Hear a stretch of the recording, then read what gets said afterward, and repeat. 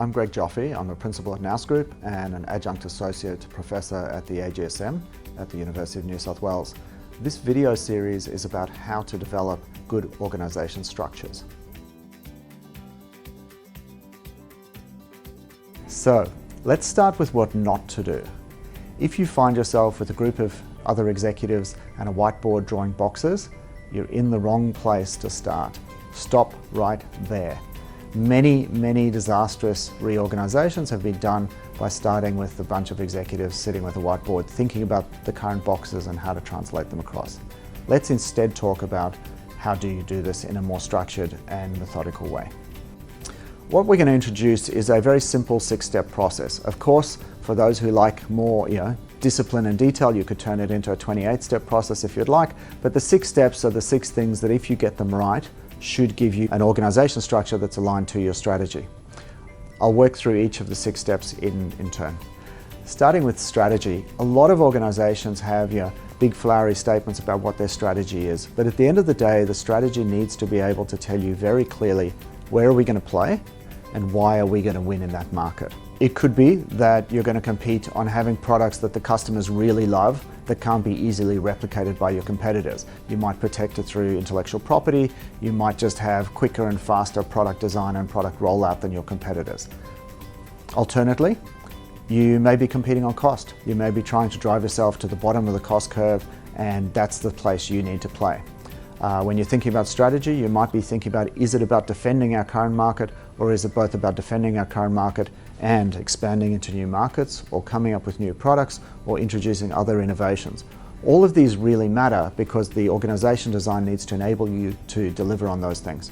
Step 2 is if you're doing an organisation design, I can tell you from bitter experience, an important step is to lock in the current state so you actually know what is our current org structure, who's in roles, who's on leave, who's on maternity leave, who's on annual leave on a particular date. And the reason this matters is because if you don't lock that in and get everyone to sign off on that, you'll find yourself at the end of the project spending tons of time trying to work out where Bob Smith was on the day and where he now goes in the new structure. So being able to map the new structure from the old structure requires you have absolute definition of who is where in the old structure.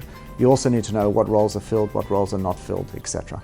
So moving to step 3, you've thought hard in step 1 about what is the organisation trying to achieve, what is its strategy, where is it going. You now need to turn those into criteria. So for instance, if your strategy was heavily about cost and you'd identified the key costs that you needed to drive out, you'll either have as one of your criteria reduction in overall cost if it's a labour thing, or in particular areas like materials costs, you may have a focus on ensuring that we are able to drive out materials costs. Equally, if it's about innovation, you're going to have criteria that say ability to generate new innovations and to execute on them quickly. That would be a criteria. I usually find that you want between 4 and 10 criteria, and you need to give each weighting each criteria a relative weighting, and they need to add up to 100%. The next step is to then actually go really broad. As I said at the beginning, what you don't want to do is be doing slight variations on a theme of the current state. You want to be thinking really broadly, what are all the possible org structures we could use? So you could use one that said, if we were incredibly product focused, how would we organize ourselves? And you might have another one that says, if we were incredibly customer focused, how would we organize ourselves? You might have one that says, if we were as lean as possible, what would be the most lean organization structure we could have? You might have one that's around the number of layers. So if we tried to reduce the number of layers to the minimum possible, what would that look like? So play with and create space to come up with a wide range of different organization structures and label those sort of A, B, C, D, E. The next step then is to assess the different organization structures you've identified in the previous step against the criteria from the step before. I usually just do this in a spreadsheet. So I'll list the criteria, I'll put their weightings, I'll put the different organisation structures at the top, and I'll actually work with the group of people who have been selected to do this decision. Sometimes it's the board, sometimes it's just the chief executive officer, sometimes it's the whole executive, sometimes it's a range of people across the business. We'll talk about who to use in a different video. My experience has been that very rarely will one option just come out as the best. What usually happens when you go through this process is you actually find that some mix of current options is actually better. So a bit of option B and a bit of option D creates a new option F, which you then include in as a new column and actually rate that. So you find that the thinking through of the different org structures and the ratings help you to actually refine your thinking. You'll also find sometimes that you end up with, say, a 3A and 3B, which are just variations on a theme.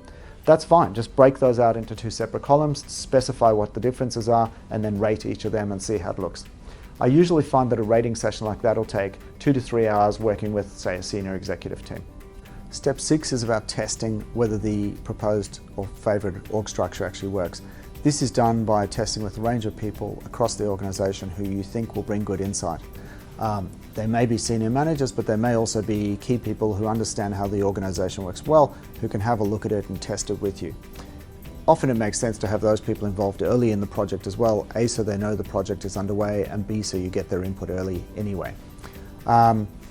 You need to think carefully about how you do this consultation, because obviously at this point you have a confidential org structure change and you don't want it starting to leak out into the organisation. So choosing the people carefully to be those who you know you can consult with confidentially is important.